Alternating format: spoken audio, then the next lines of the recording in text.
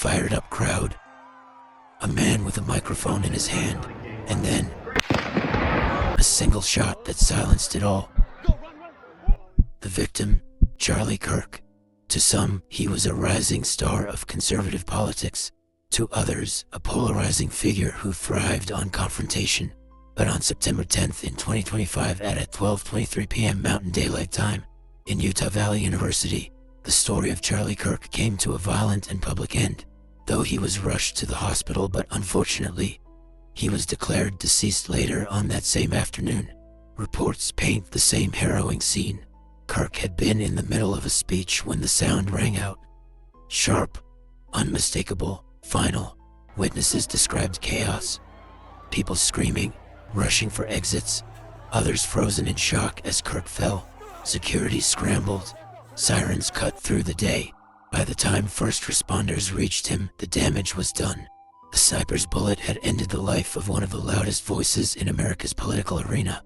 But, knowing me, I couldn't just look at the act. I also had to look at the ripple it creates. And in this case, the ripples turned into waves that shook the country. Charlie Kirk is dead. Charlie Kirk was murdered. Charlie Kirk has died. I seek justice for Charlie Kirk. Charlie Kirk was not your everyday 31-year-old. If Charlie Kirk's words were He's dead. Now here's when things got strange. Within minutes we were told that police caught the suspect, and there was even a video of the police dragging an older white man in his late 60s in handcuffs, and he repeatedly shouted he shot Kirk. But later on, the suspect was released because he was the wrong guy, which was very suspicious because he matched the description perfectly at the time. The second suspect was a 25-year-old white male who was detained within hours. Even the FBI director, Kash Patel, went on Twitter informing people that they caught the suspect and he's in custody at the moment. Here's a screenshot of what he wrote. The subject for the horrific shooting today that took the life of Charlie Kirk is now in custody. Thank you to the local and state authorities in Utah for your partnership with FBI. We will provide updates when able. This footage shows the supposed 25 years old suspect. Now, I don't know about you, but my 20/20 vision is telling me this guy does not look 25. After the FBI interrogated the suspect, they released him due to lack of evidence. His name is Zechariah Qureshi, and on this picture he looks nothing like the guy from earlier. But at least this guy looks 25.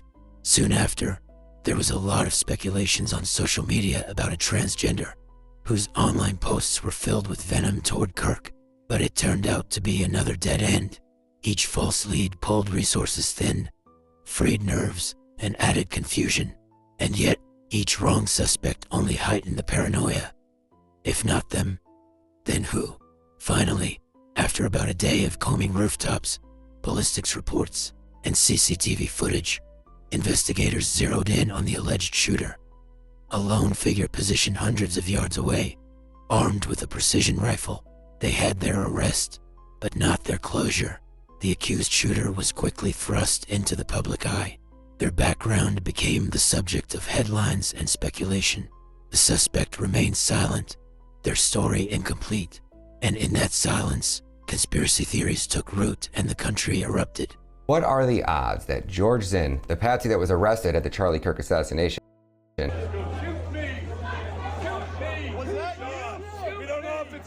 also saw 9/11? He saw the planes fly into the buildings and called that in and reported it. And then he also called in a fake terrorist attack at the Boston Marathon bombing, and just so happened to get arrested at Charlie Kirk's event. To ask me how probable is it that this story happened the way it's being reported by the FBI as well as the folks at TPUSA, I would say it is very low but not impossible. So if this type of scenario happened 1,000 times, right, all the same factors that we're talking about, the angle, flesh, neck, etc., I would expect to see a result like this maybe 1 or 2 times, possibly. Maybe. It's very unlikely that a bullet with the power of 30-06, which is a very powerful round, would not blow completely through and leave an exit wound. But one thing that could really help us is this footage that this guy who worked with Charlie apparently took down from the camera behind him. He takes this camera down and takes the SIM card out by the looks of it. Even Donald Trump posted online, calling the assassination tragic and unthinkable. He described Kirk as a friend, a patriot silenced too soon. Others said America had crossed a dangerous line where politics no longer stopped at words. The media swarmed. Panels argued whether Kirk was a martyr of free speech or a provocateur whose rhetoric invited disaster. Social networks split down the middle, hashtags, debates, vitriol. In the chaos, facts blurred. Truth became harder to find. But within hours of investigation, surveillance images of the suspected gunman were released. Blurry, grainy, yet revealing enough. Those photos became the turning point, because on the morning of September 11th, just one day after the shooting, the parents of 22-year-old Tyler James Robinson had seen the images, and immediately they recognized the face. They realized that's their son, so the parents contacted him directly and confronted him about the rifle. But his answers were vague and lacking truth, which is why they became suspicious of Tyler. But meanwhile, detectives never stopped digging. They dug deeper through digital traces, and what they found was unexpected because Tyler Robinson gave them a step-by-step guidebook on how to catch and convict him with no possibility of parole. So, the suspect was smart and skilled enough to commit the act, pack up the weapon, and escape authorities with ease, but not smart enough to avoid text messages. This just does not make any sense. On text threads and Discord chats, Robinson admitted his role, talking about the weapon and how his parents are going to be mad that he used Grandpa's rifle to commit murder. He even gave instructions on how to retrieve it since he had to ditch it soon after fleeing the crime scene. Footage also revealed how Robinson escaped after the shot. He reportedly ran off a rooftop, leapt down, and walked calmly among cars to avoid suspicion. Once beyond immediate view, he disappeared into nearby woods. And then came the science, the kind that never lies. DNA swabs matched Robinson to the rifle's trigger. The weapon was a Mauser .30-06 bolt-action rifle fitted with a scope. The towel wrapped around it also helped, to the spent cartridges still warm with violence. By the evening of September 11th, with the weight of the evidence closing in, Robinson's parents and a retired sheriff's deputy convinced him there was no escape.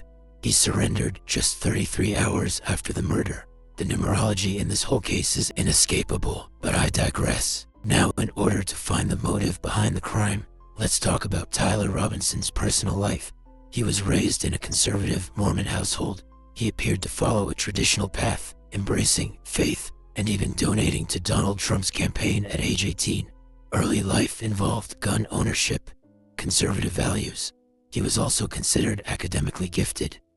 He earned a presidential scholarship to Utah State University worth $32,000. Congratulations, you have been selected to receive the Resident Presidential Scholarship from Utah State University. The value of this scholarship is approximately $32,000. This scholarship is available for 4 years or 8 semesters. But as he entered adulthood, relationships and views reportedly shifted. He was in a romantic relationship with a roommate who was transitioning. According to charging documents, political leanings appear mixed. Conservative roots, but some recent alignment with pro-LGBTQ and trans rights stance. He had bullet casings with engraved messages found near site, targets with bullet holes found at his home. Robinson made his first court appearance virtually on September 16th, then detained without bail and held in the special housing unit due to concerns about his mental state and possible suicide risk. Charges filed include aggravated murder, discharging a firearm causing serious injury, obstruction of justice, witness tampering, and violent offense in the presence of a child. Now, let's try to understand who Charlie Kirk was so we could see why this case shook the nation. Born in Illinois in 1993, he skipped the traditional college path to found Turning Point USA in 2012. What began as a student club grew into a political machine. By his 30s, Kirk commanded massive rallies, podcasts with millions of downloads, and an army of young conservatives. He was also a husband and the father of 2 young kids at the time of his abrupt demise. In fact, one of his kids was in the tent when he got hit.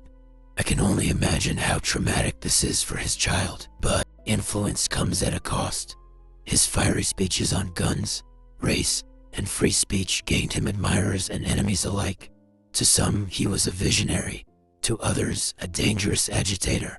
The man had become more than himself.